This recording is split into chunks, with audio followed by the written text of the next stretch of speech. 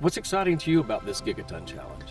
It is interesting, right? Because I think, first of all, by the way, you were here, you were instrumental to creating that challenge, right, back in 2019.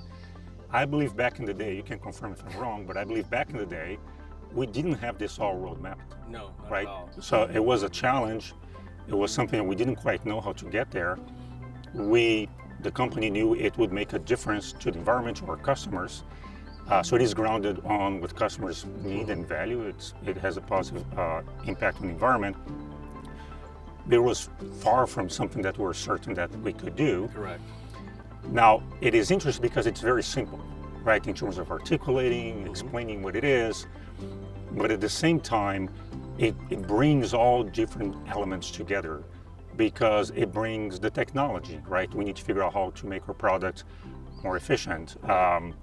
It also motivates all the employees to think about different ways of doing things, right? So that's linked to innovation. Exactly. I mean, it's a catalyst, right? And I find it powerful because in its simplicity and its relevance. And you don't have to be explaining all the details, and it's very, very simple and clear. And it continues to be a challenge. We're halfway through. There's a lot of work to be done still. Exactly. Right? If you have everyone feeling that they're engaged, it can make a difference.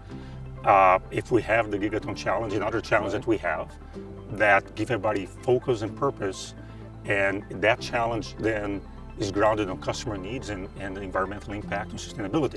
These are all aligned. They all build on each other. So there is no trade-off here, right?